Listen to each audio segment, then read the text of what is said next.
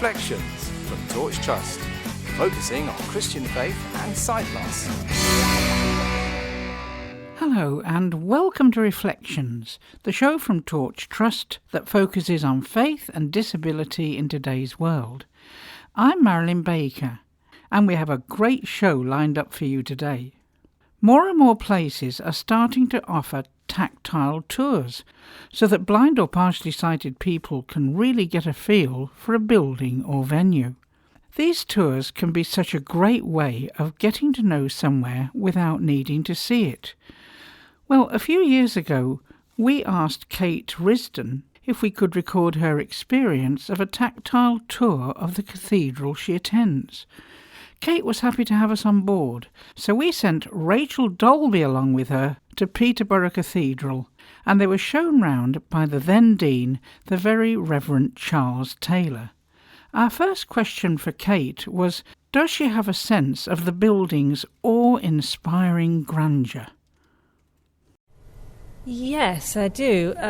I think the flooring has quite a bit to do with it, and the size of the entrance and the door, but what I really think is most striking about it is that the soundscape alters immediately you walk in, and there's this sense of large space, and there is quite a lot of sound in general, but actually it's an amazing sense of quiet. And it smells of church as well, doesn't it? I think that's Canon Bruce with Canon his Presenter incense. would like that, yes, with his holy smoke on high days and festivals, but even without that, there's something about the woodwork of these places and the stones and the craftsmanship, that the atmosphere, especially as Kate says, when it's quiet, like the vigil overnight on Maundy Thursday or those sort of occasions, when that almost tangibly comes out of the walls, doesn't it? You just feel it as much as either see it or smell it. Well, I can certainly relate to what Kate's saying about how the sounds and smells help her to build up a picture of the inside of the building. Actually, I find the same myself. I can tell if a building is big, especially a church, because of the echo. I can tell usually, that the ceiling would be high in a place.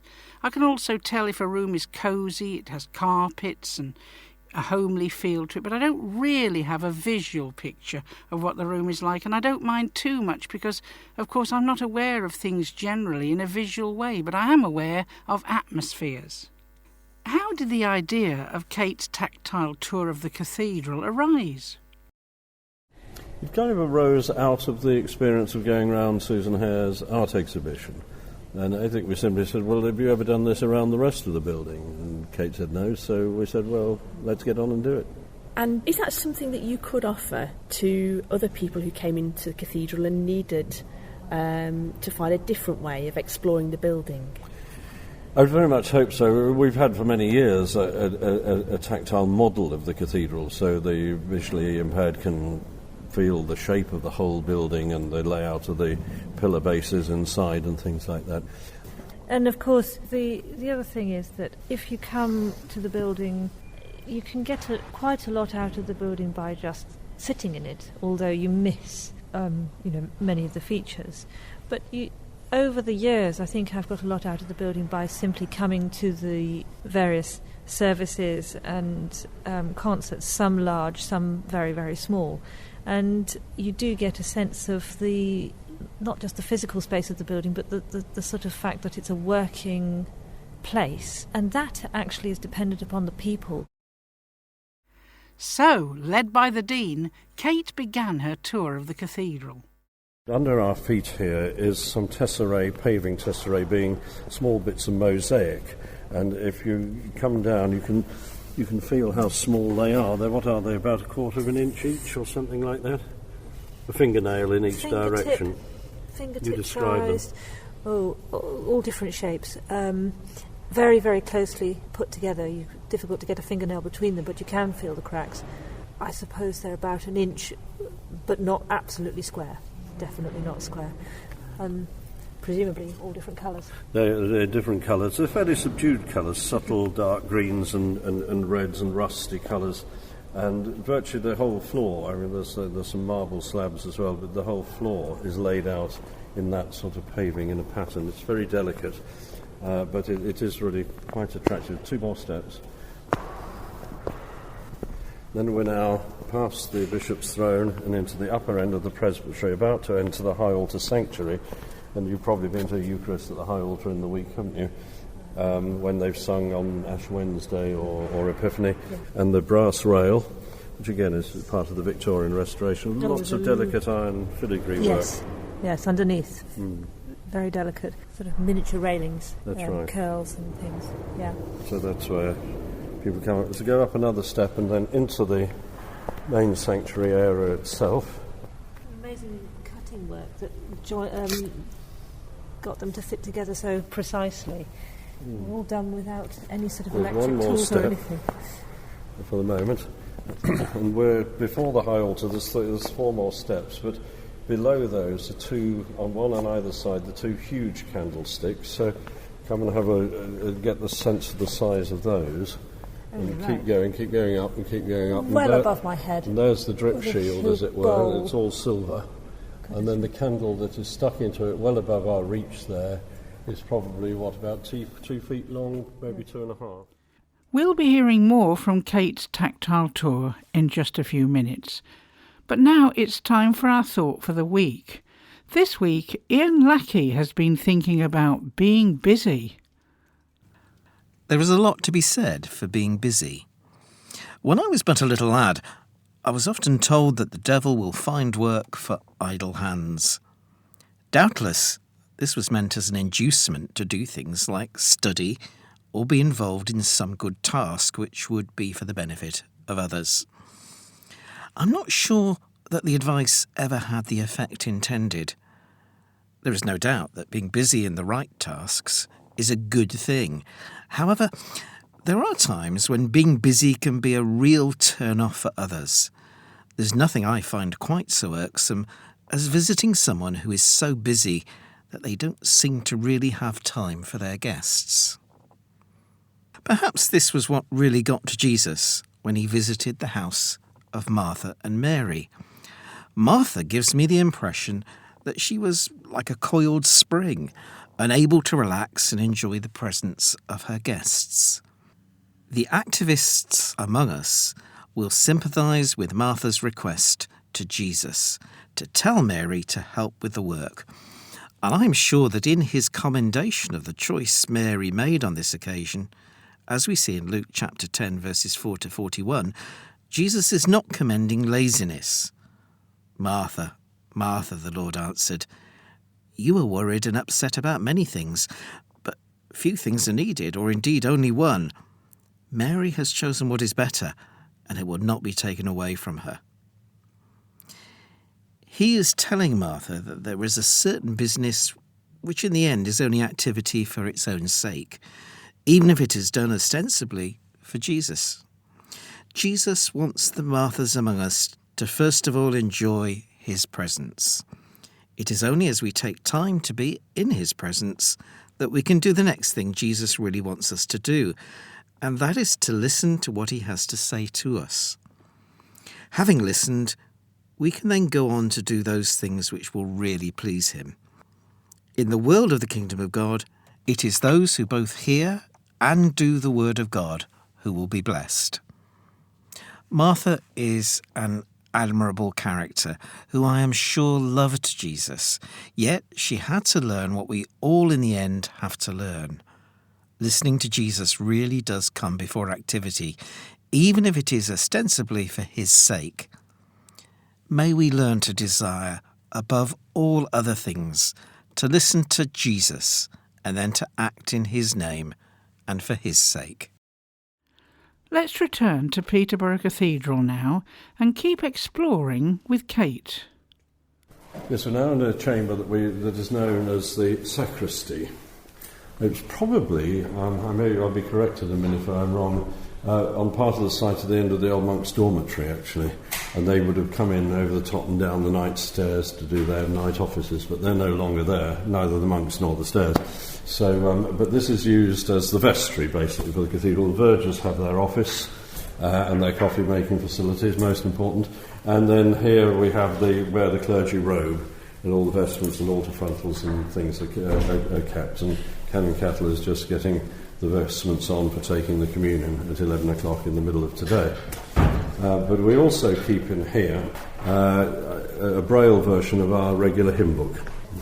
They very kindly gave me some shelf space in here because the hymn book is in 8 volumes.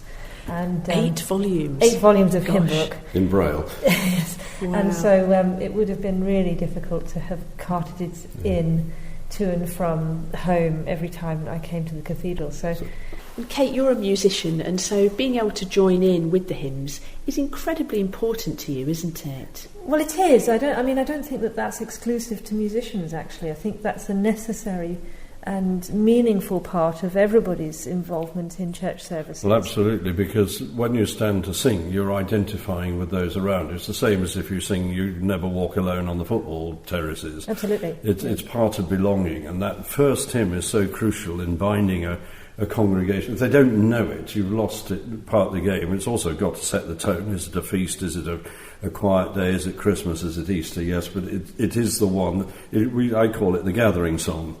And music's a very important part of the cathedral as a whole, isn't it? Absolutely. There's a cathedral choir. The choir is now considerably expanded on what it used to be. We have about 24 boys and 24 girls aged 7 to 13. So, Charles, tell me about the cathedral's organ, because when I came to the choral evensong here, I heard the organ and it was absolutely amazing.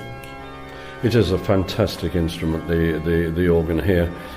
Basically, it is a 19th century instrument built by the great organ builder, Father Hill, as he was known. And it's been added to and fiddled around with over the years, most recently after the fire here in 2001 when the smoke damage had to be cleaned out of it.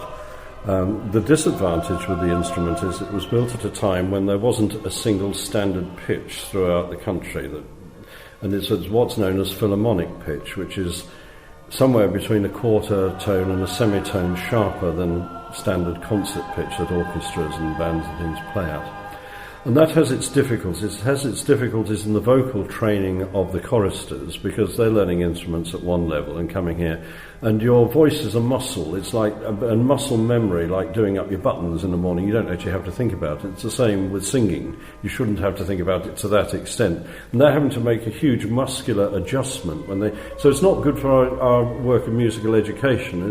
We can't use it with other instruments for concerts and things. So there is a plan, and we've got permission from all the relevant authorities to do it very carefully, to lower the pitch of the organ. But that's not just a matter of tuning. If you just tuned everything flat, the whole tone would go flat, because that thrilling sound that you heard is all about the relationship between the length of each pipe and its diameter. It's called voicing or scale. So each pipe has got to be lengthened slightly, and there's several thousand pipes to solder a bit on and then rescale so we don't lose the tone. I think that good music makes worship, and poor music decimates it. And for me, the quality of the organ and the quality of the playing of it matters hugely in my sort of non-verbal understanding, if you like, of what's going on in the cathedral. In other words, there's something intangible about music that there isn't about pure speech, and that must be right, and it must fit with the service. So for me, the fact that the organ can either be incredibly tranquil at various moments, or can be absolutely thrilling at others and really incredibly exhilarating, is part of the reason why I think I keep coming back. And I'm sure that the puritanical lot would argue that you really shouldn't enjoy going to church that much, but I'm terribly sorry to tell you that I do, and that the organ is a massive part of that. I don't know whether that's just because I happen to be a musician. I don't think it is, because if you sit in the choir stalls and you hear the organ playing, you don't just hear it, you actually feel it. It goes through your chest, it goes through your feet. So it moves the whole air in the building. And that, coupled with really excellent choral singing, which it really is a vital and necessary part of what it is to come to a spiritual service. Music has always been important to Kate. She's a professional musician and has played the flute in multiple performances at Peterborough Cathedral. Here she is, accompanied on the piano by Fergus Black, playing one of her favourite classical pieces. This is March from Handel's Occasional Oratorio.